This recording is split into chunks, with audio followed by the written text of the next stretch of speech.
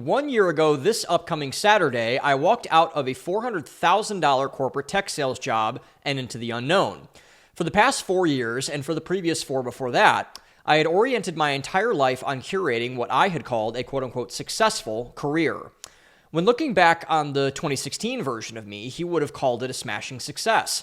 I had worked unbelievably hard to put myself in a position where I was making more in 1 year than most people in this country make in 8. I was a person of high regard and status, someone who people look to for guidance, leadership, and mentorship. I was noticed by executives in the company, getting the validation I had been missing for a good portion of my life, much less my career. I wined and dined big wigs at fancy restaurants. I went to Las Vegas every year to hear our Bond villain CEO talk about how he created the CIA and wanted to revolutionize vaccine technology using AI. I should have been happy, because 2016 me surely would have been. But I wasn't.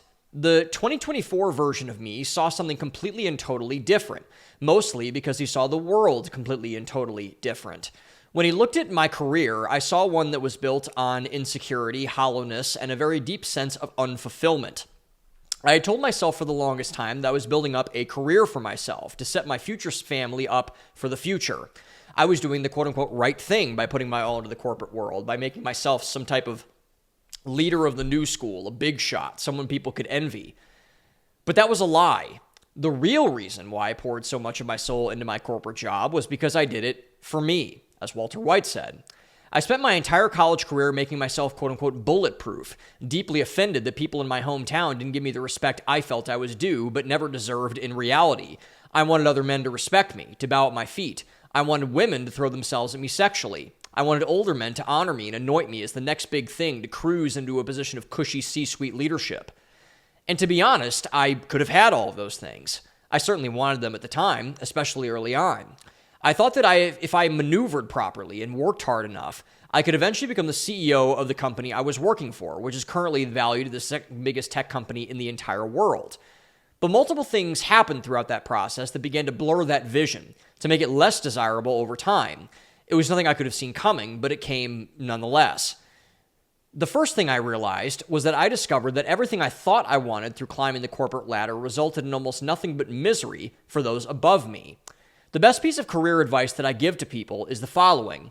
It's not enough to simply want the job of the person. That's easy. Everyone wants the fancy title you can post on LinkedIn, the accelerator compensation structure, and the luxurious travel and President's Club packages. Instead, what I advise the people who seek my counsel to ask is the following. Do you want the life of the person who has the job that you want? That's a much better question, because the job is merely an extension of who the person is holistically. As Jesus said, you should judge a tree by its fruits. Your job and your love and performance of and within it certainly fits that criteria. As I began to sink deeper into my golden handcuffs, as I got to understand how the sausage truly gets made inside of my company and inside of most companies, I realized something horrifying. I wanted none of the lives of my senior level leadership. Zero. Zilch. This was a startling thing to realize. Weren't these the people that should be envied, the ones everyone wants to be, the ones who supposedly have all the answers and have everything figured out? Well, as it turns out, the answer to those questions are all the same. No. To a person, the number of things that were horrifying about their existence far outnumbered the things that were enviable. Their marriages were in tatters. They had kids far too late. Their Slack bubble never went off of green. They had to schedule time to attend a family dinner for their niece's graduation. They hired full-time in-house nannies to raise their children while they worked upstairs off of Zoom. In short, they were miserable. Life was hard enough. I felt foolish to impose additional hardship for something as stupid as a yearly trip to Vegas. The second thing I realized was that all of the stuff that I thought was going to fill me up, the stuff that was going to get me respect from men and love from women, never achieved either. I once received nearly a greater than $120,000 post-tax bonus, one that I used to throw down at the young age of 26. I went to fancy and expensive restaurants. I quote-unquote networked, meaning merely that I went to places and downed old fashions to get people to think I was cool. I was a baller, at least in my own mind. But the thing that bothered me the most, no one cared at all. It turns out that the more narcissistic you are, like me, the more you believe that people will pay attention to you, especially when you either lose or win big. But this is not the case at all, because the truth is that people really don't give that much of a rip about you, because they're too busy worrying about themselves. And nothing infuriated me more than this fact. If this was true, then what did I spend the last decade of my life getting to that place for exactly? The cold hard truth? Nothing. I had wasted the past decade of my life doing things not for myself with the sole purpose of elevating my status, of playing a stupid game with stupid people about how to stupidly achieve stupid goals. I angrily cried myself to sleep more nights than I can remember, more upset with myself than I'd ever been about how I had completely pissed away my formative years. But the third thing, the thing that helped alleviate those first two things more than anything else, and the sole thing that changed my life beyond all comprehension or measure, was my conversion to Christianity. Jesus Christ is the only person that, at that point, had given me a convincing argument that I was playing a losing game, that for my own vice of self-sufficiency apart from him, I would never achieve anything but misery and pain, of which I was feeling abundantly. Jesus also convinced me that through my own self-centered striving tendencies, nothing would ever be enough. Everything runs out, including money and women, two things I thought could take care of my heart to prevent it from further injury. The only thing that doesn't? Jesus Christ. It took years of internal work, reflection, and bashing around from loving spiritual siblings and teachers for me to understand that and fully surrender my life completely. With that came my dreams, which were slowly turning into nightmares about life in the corporate world. Christianity was the straw that broke that camel's back of every single dream I had worked to achieve for nearly a decade. Nothing held up when put through the lens of a biblical worldview. It all melted away like it was nothing, a house not built on the rock, but on the sand. So given all of those factors, I decided to leave. The only issue was that I had nothing to leave to, no launch pad, no anything. Interestingly enough, however, I was able to find one in the form of Owen Samrone, the CEO of Unleash the Knowledge, who had reached out to me at a business opportunity after I'd published my now infamous first volume of the Scribe Media Files on my former and ironically current publisher. Samrone ensured that, if leveraged properly, my first book, Value Economics, could be the tip of the spear for a great business that could provide genuine impact. The only problem I had with anything he said was, at the time, I was broke. More than broke, actually. I had 5 maxed out credit cards, 0 savings, a loan out on my 401k, a back-breaking car payment, and outstanding book invoices that were crippling my finances. I had no money saved, and I would never dare to reach out for my parents to help. But thankfully, due to God's grace, that aforementioned $120,000 bonus, and more, by the way, hit just at the right time. I pushed all my chips in and went into business with Samrone, building out my first company, Value Economics Academy, in 3 months. I debuted it in December 2023 at the end-of-year conference for the Affluent Standard, which supercharged demand. I ended up scaling the business to over $100,000 in committed cash and revenue in 7 months and became Samrone's top client based virtually overnight. And I soon had the ammunition to leave. And leave I did. On July 26, 2024, I said goodbye to corporate America.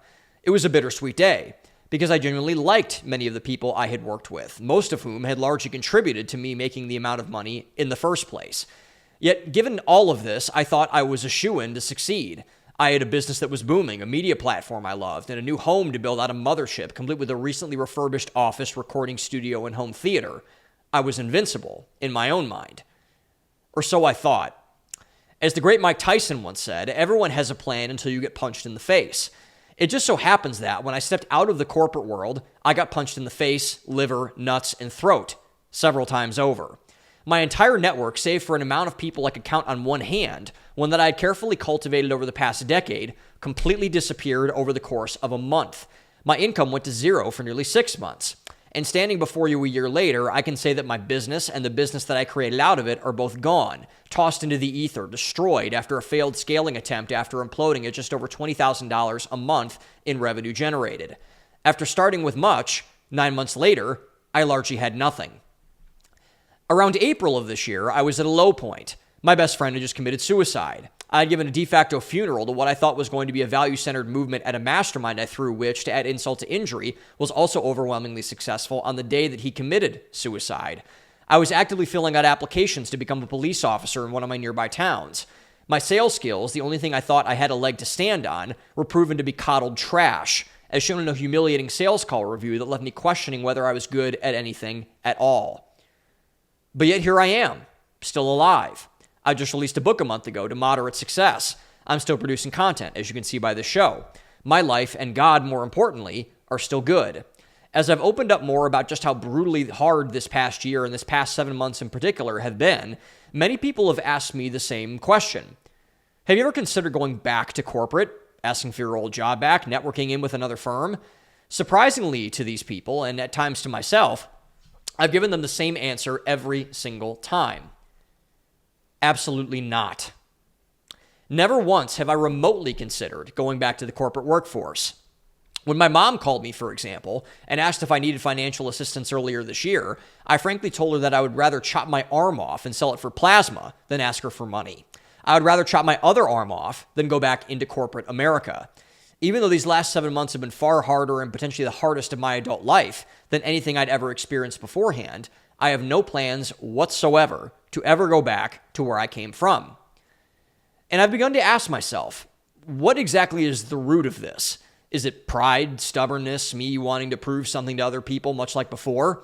Even though there are certainly elements of all three, those aren't the answer. The actual answer, the one that will define this issue, is simple. My life is far better when I'm not intertwined with the corporate world. As mentioned in my open letter to corporate America when I first left, we were in a very unloving marriage to begin with. I don't expect it to get better over time, or if I rejoin it. One of the biggest things that my faith has helped me with in this past year, and one of the biggest overarching lessons I've learned, is the following. No business, company, or sales job is my provider. God is my provider. Period. If I trust in God, even as He's taken more things away from me than ever before, I have faith that I'll come out okay. Do I believe it all the time? No. Do I spiral more than I should? Yes. But do I have overarching faith on whether or not this is true? Yes. And in actuality, I believe I'm in a good position, much better than I was before, if you can believe that.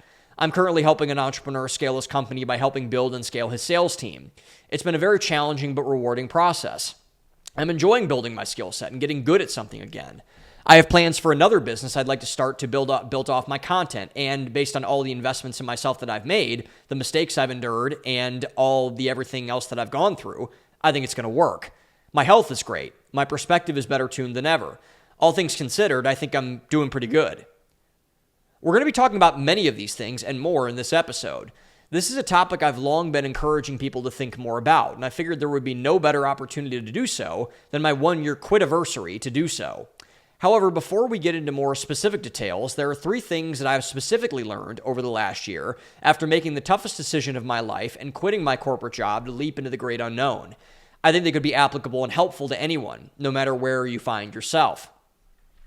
First, to leverage a quote from the great Thomas Sowell, there are no solutions, only trade-offs. More specifically, the most consequential trade-offs you make are when you trade one hard thing for another hard thing. For example, it's both hard to be in shape and to be obese. It's hard to be broke, and it's hard to get rich. It's hard to forge yourself into a person worth getting into a high-quality relationship, and it's hard to stay single. The same applies to my odyssey out of corporate America. It's very hard to be in golden handcuffs, and it's also hard to be free. I don't believe that I fully bought into life outside of the corporate world being easy, but I certainly did anticipate just how badly, it would strip me down to the studs. I didn't heed my own advice from my own book, which cost me a lot of time on rounding the curve in a proper fashion. This is a very useful thing to know, particularly if you're thinking about making a big decision that's supposedly a guaranteed option in your head. Nothing is guaranteed. Everything worth doing or not doing is hard. It's simply a matter of how you want to live and why you want to live that way. The key is discerning the why behind both and how you want to go about living in accordance to that. Second, I've learned that quote-unquote freedom is subjective. While words matter and have been the main thing that have led our society's decline alongside our abandonment of its values, the truth of the matter is that different people value different things. As Joey Badass said, freedom is exactly the same way. You need to think about it through a tremendous amount to discover what truly matters to you and why you are seeking the quote-unquote freedom that you want. Because, as Jocko Willink has said repeatedly, the only thing that leads to true freedom is thorough discipline. Without discipline, without architecting your lifestyle and reality to what you want, freedom decays into anarchy, which is good for no one. You must forge your freedom through an intense discipline and focus, something that very few people today possess. If you can't, you don't stand a chance. This involves 2 things, a defined endpoint and a defined map to get you there.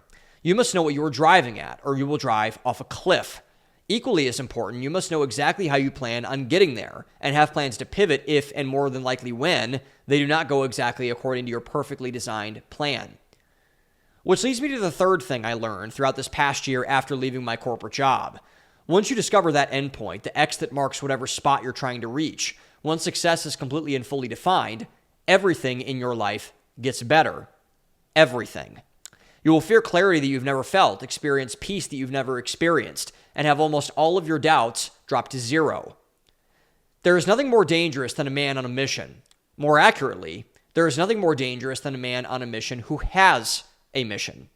When those two things go hand in hand, you're unstoppable. Whether it's quitting a job you hate or moving to a new location or whatever goal you want to choose, the mission must be singular. You must shoot to kill and search and destroy. That thing for me was architecting my lifestyle outside of the corporate world for my future and family. While I don't believe that my trials are over by a long shot, I believe I've gotten through the worst part of the storm. As you go through this episode, do your best to learn from me. Maybe I can help prevent you from going through mine.